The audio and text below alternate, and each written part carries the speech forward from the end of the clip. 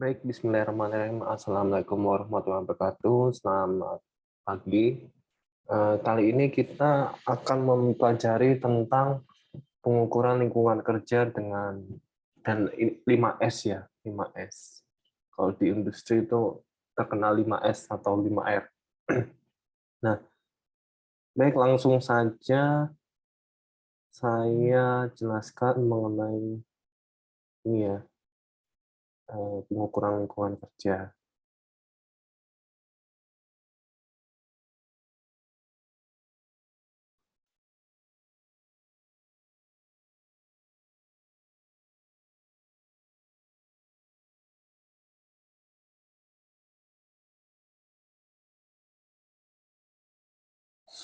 Nah, di tempat kerja itu tujuannya itu aman, sehat, ramah lingkungan. Nah, ini ada kaitannya dengan pengukuran lingkungan kerja dan diusahakan itu nihil kecelakaan.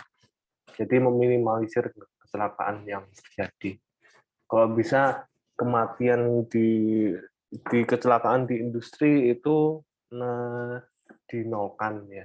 Karena kalau misalkan salah satu pekerja mengalami kematian atau fatality itu sudah termasuk kasus yang terbesar. Jadi pada dasarnya itu dalam bekerja ya, ada beberapa potensi bahaya. Contohnya yaitu misalkan ada 3 aspeknya, tenaga kerja, alat, sama bahan. Kalau Anda kaitannya tenaga kerja sama bahan, nanti ada kaitannya dengan kesehatan. Nah, ini ada PAK yang namanya penyakit akibat kerja. Kalau misalkan tenaga kerja dan alat, itu nanti ada kaitannya dengan kecelakaan kerja. Jadi di aspek keselamatan yang diutamakan. Kalau misalkan antara bahan dan alat, itu nanti ada isu mengenai lingkungan ya. Lingkungan. Contohnya misalkan polusi. Nah, polusi ini macam-macam, misalkan polusi udara, kemudian polusi di air ya. Nah, itu seperti itu.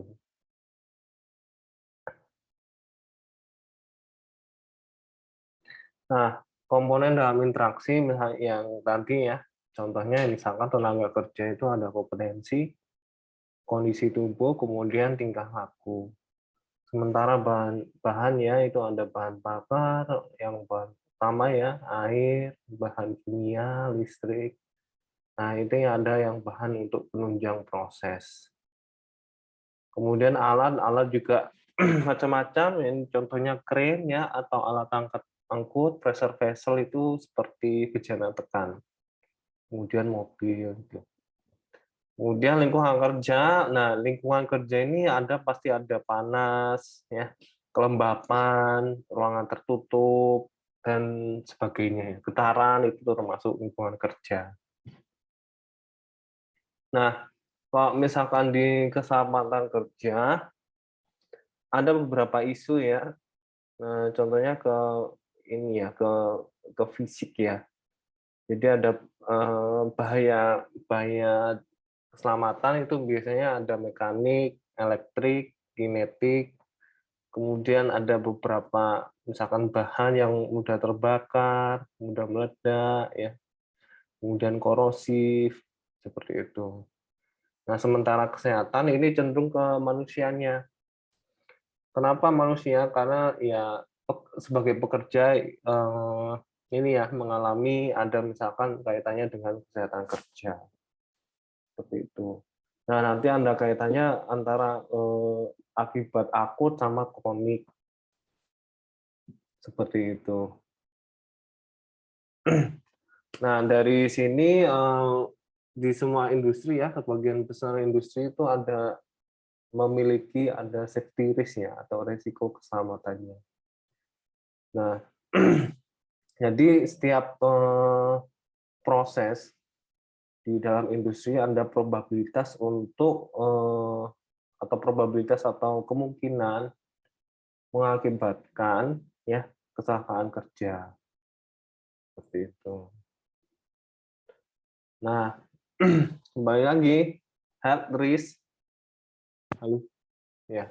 kembali lagi health risk ini ada kaitannya dengan kesehatan pekerjanya, seperti itu. Nah, ini yang saya katakan itu bersifat laten itu ini ya, mematikan dan efeknya tidak langsung. Ini termasuk yang akut.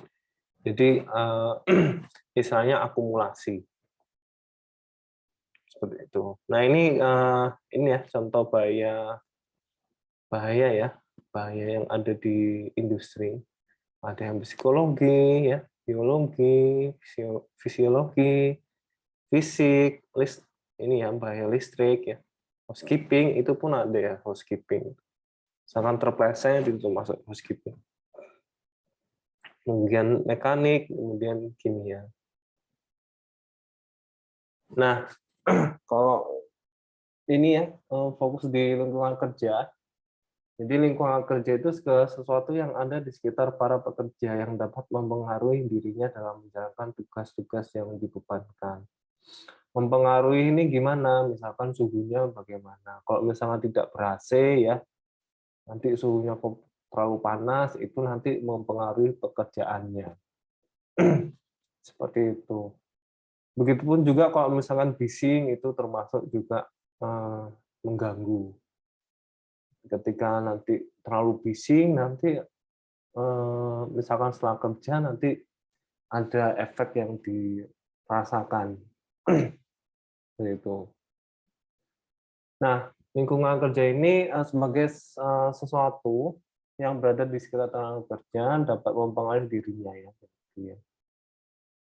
Jadi kalau misalnya lingkungan kerja yang kurang baik dan melebihi toleransi manusia untuk menghadapinya tidak saja akan menurunkan produktivitasnya, akan tapi juga mengakibatkan penyakit akibat kerja. Jadi ada faktor kesehatan yang akan terganggu. Tidak hanya itu, misalkan ada pencemaran lingkungan, bahkan sampai dengan tadi kan kesehatan ya, yang bisa mengakibatkan cacat dan bahkan kematian. Gitu. Jadi ada kaitannya dengan pekerjaan, tempat kerja, lingkungan kerja ya, seperti itu. Begitupun juga ketika nanti psikologi ya, kalau misalkan beban kerjanya melebihi, itu juga ada memberikan efek kesehatan. Jadi kalau di Indonesia itu 8 jam atau 7 jam ya. Kalau misalkan 7 jam itu 6 hari, 8 jam itu 5 hari. Gitu. Kalau lebih dari itu biasanya kok overtime ya. Kalau overtime itu nanti takutnya ada kesehatan yang terganggu. Gitu.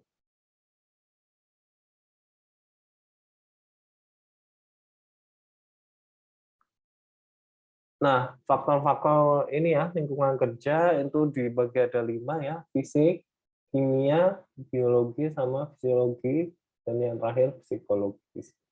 Nah, ini ada undang-undang baru nanti saya sharekan tahun 2018 ya.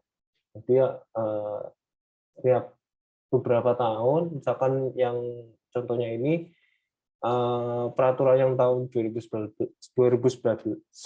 sorry, itu diganti dengan peraturan yang tahun 2018.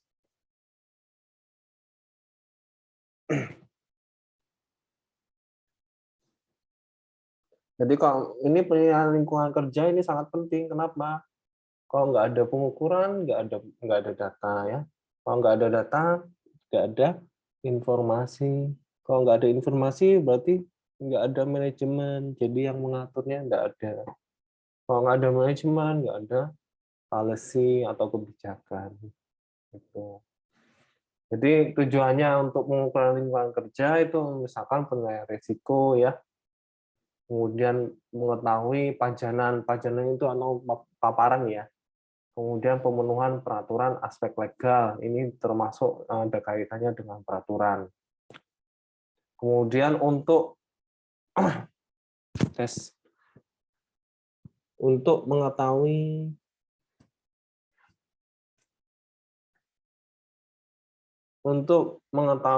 ini program pengendalian yang sudah dilaksanakan.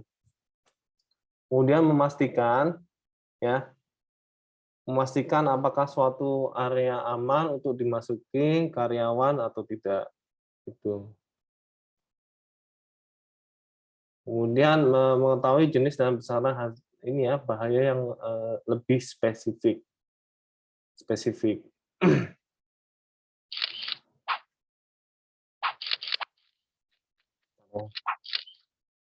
Nah, di ini UU tahun 70 ya, mengenai keselamatan kerja.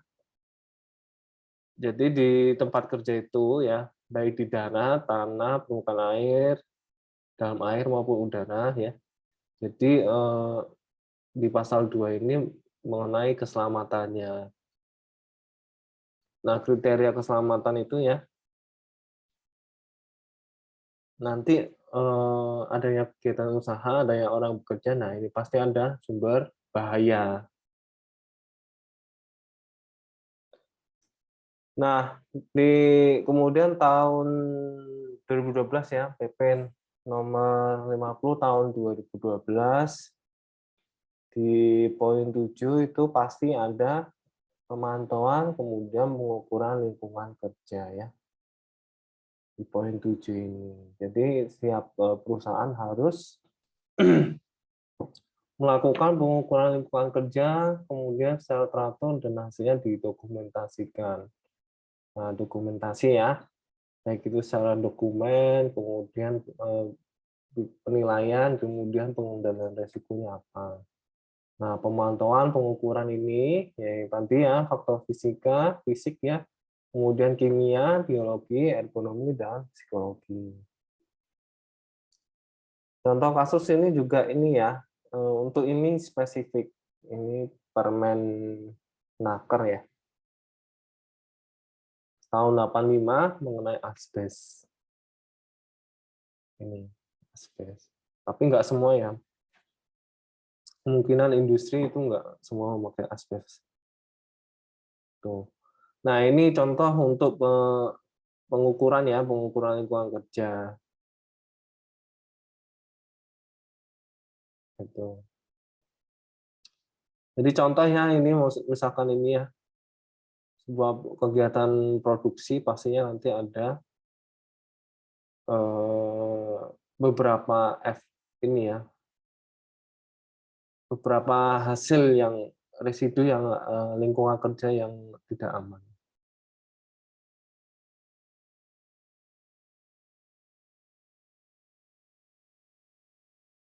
Nah, pengukuran lingkungan kerja ini ada kaitannya dengan hygiene industry ya, hygiene industry. Jadi ada hasil identification, risk assessment, kemudian ada risk control. Terakhir itu ada risk control.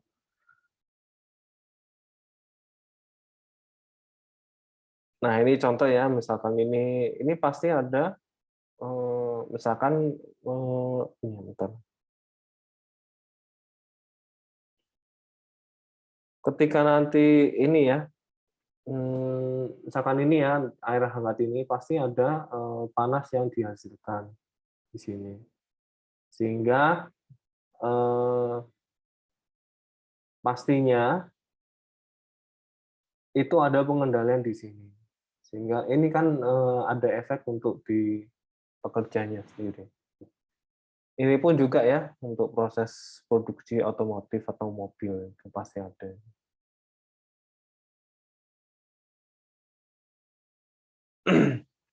Nah, ini yang harus diatur ya. Itu pasti ada hierarki untuk pengendalian, hierarki pengendalian.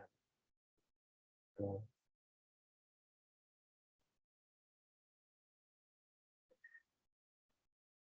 Nah, tujuan pemantauan lingkungan kerja ya, yang tadi ya, memenuhi persyaratan perundangan, pengendalian proses, pembuktian dalam proses hukum, penelitian ini kaitannya dengan untuk pengendaliannya.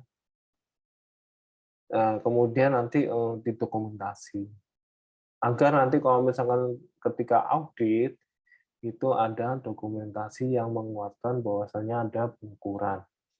Itu di PP nomor 50 tahun 2012.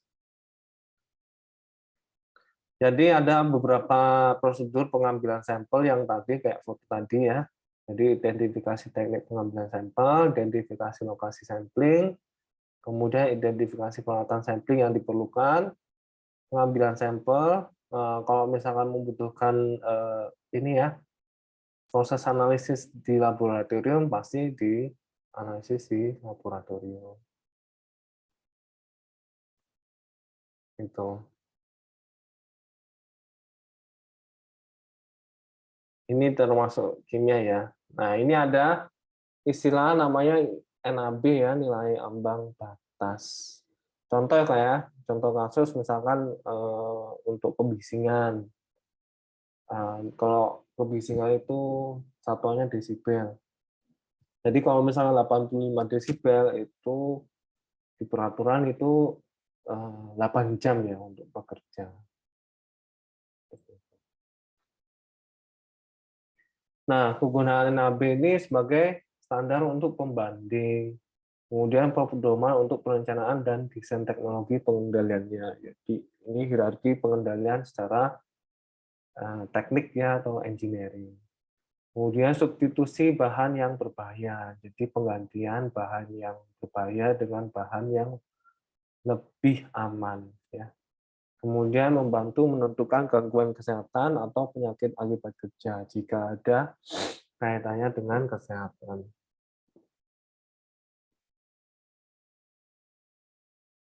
Nah, ini ya hierarki pengendaliannya ya. Baik itu engineering control, administratif, yang sebelumnya ini ada eliminasi ya. Kemudian yang ini alat pelindung diri. Ini yang paling terakhir ya APD itu. Nah, ini yang biasanya diukur ya, yaitu tekanan panas ya, heat stress, noise ya, noise, kemudian vibration, kemudian radiation, lighting ya, bahkan penerangan pun ada ya. Kemudian sinar ultraviolet.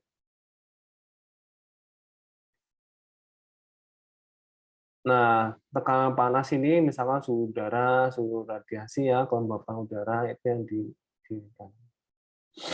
Contoh industri yang mau mempunyai potensi heat stress yang besar, ya ini ya, misalkan smelter itu banyak ya. Bahkan bakeries ya ada ya. Ini mining pun ada ya, konstruksi ada juga. Jadi mengeluarkan panas yang besar ya ini ya.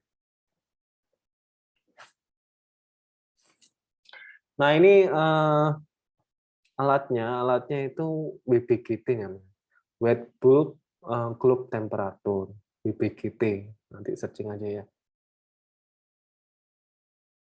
Nah ini nanti diukur ini berapa. Ini namanya, ya WBGT namanya. Nah ini contoh-contoh kelainannya ya, ada heat stroke sama heat exhaustion ya. Jadi kalau misalkan suhunya 40 derajat lebih ya,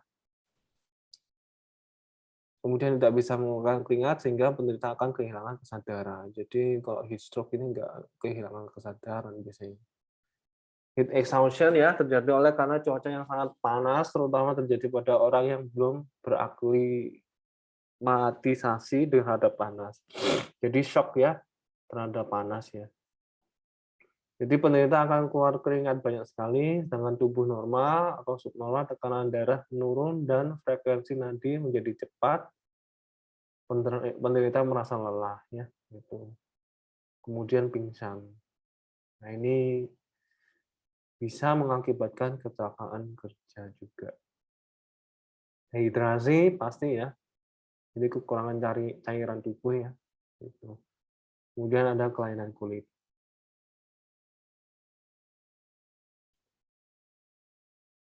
Seperti itu. Ini pengendaliannya ya, untuk lingkungannya ya. Kemudian ini untuk pencegahan atau penanganan untuk tenaga kerjanya. Nah, kemudian kebisingan ya, kebisingan.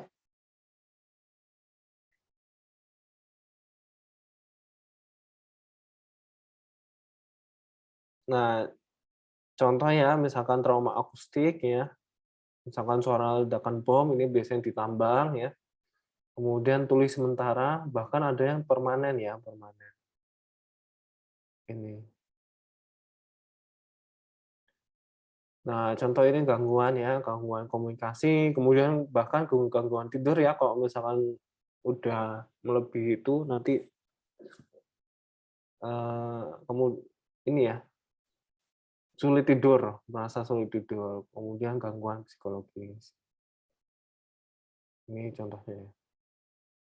Nah, metodenya itu nanti, pengukuran kebisingan biasanya ada yang sesaat, kemudian ada yang kontur. Kontur ini contohnya mapping. Nah, kemudian nanti personal ini pakai dosimetri. Jadi, ada alat untuk kemudian nanti di ini ya, pasangkan di telinga, itu dosimetri namanya. Sehingga mengukur berapa kehilangan ini ya, pendengarannya. Nah, ini ya untuk NAB kebisingan itu misalnya 8 jam itu 85 desibel. Nah, ini contoh untuk yang kontur ya, ini mapping, gitu.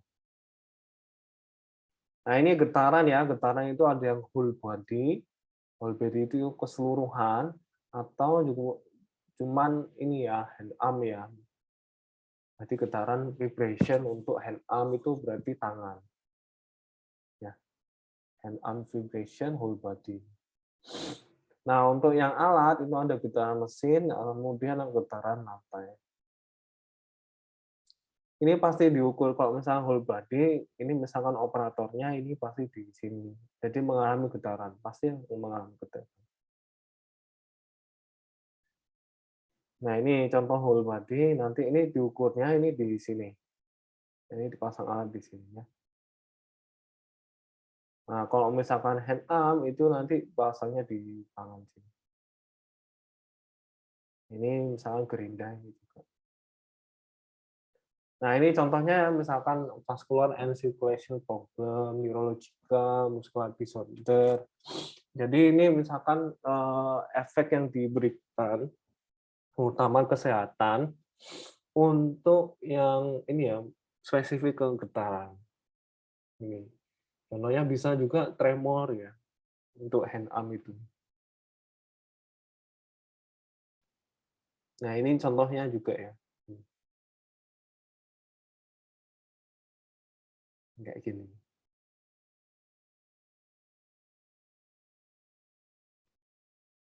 Nah, ini untuk yang ininya ya, untuk satuannya ya. Ini nanti diganti ya, diganti dengan peraturan yang baru. Nah, ini ada radiasi pengion sama non pengion ya. Jadi kebanyakan elektronik bahkan di laptop itu mengeluarkan radiasi. Nah, itu juga diukur ya. Jadi radiasi. Ini misalkan radio, TV ya, microwave. Nah, efek gelombang mikro ini pemajanan, jadi diabsorpsi ya, kita mengabsorpsi radiasi. Itu. Jadi makanya di ini ya, di apa, dibatasi untuk khusus radiasi ini. Sehingga ada kaitannya dengan juga bahkan ke kanker ya, kanker ini ya, leukemia. Leukemia itu kanker darah, seperti itu. Ini nanti dibaca ya, untuk lebih jelasnya, saya singkat-singkat saja. Tapi kalau mau diskusi silakan. Nah, ini juga untuk yang penerangan ya. Penerangan ini juga baru ada ya, khusus. Bahkan ada yang di standar nasional Indonesia juga. Gitu. Ini berapa lux ya? Contohnya lux. Nama alat ukurnya namanya luxmeter ya, luxmeter. Seperti itu.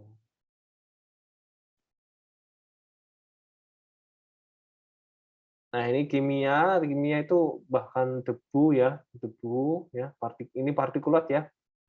Mist, film, film itu dihasilkan di peleburan logam, asap, kabut, kemudian smoke.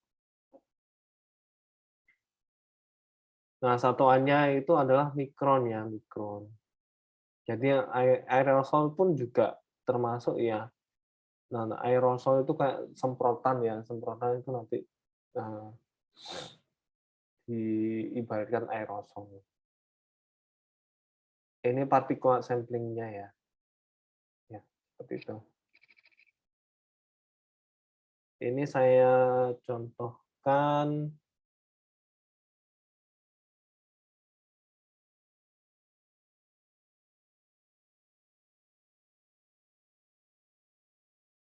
ini nanti saya uploadkan ya. Jadi Peraturan Menteri Tenaga Kerja Nomor 5 Tahun 2018 mengenai keselamatan dan kesehatan kerja, lingkungan kerja ya. Spesifik nih. Tapi ini banyak ya. Jadi ini gabungan beberapa peraturan yang dahulu, kemudian jadikan satu. Ini bisa sebagai acuan untuk skripsi ya, kalau misalkan ini ya, apa mengambil topik ini. Kebetulan saya ada alatnya untuk yang sound level meter sama lux meter. Gitu. Nah, ini perhitungan NAB-nya juga ada, khusus untuk yang NAB kimia ya, nilai ambang batas yang kimia. Bahkan di sini ada ini, pengukuran standar faktor psikologi. Ada salah satu mahasiswanya mengukur dengan ini. Gitu. Oke, untuk itu untuk yang pengukuran lingkungan kerja. Apabila ada pertanyaan, silakan kita diskusikan. Terima kasih atas perhatiannya. Semoga ilmunya bermanfaat dan sehat selalu. Wassalamualaikum warahmatullahi wabarakatuh.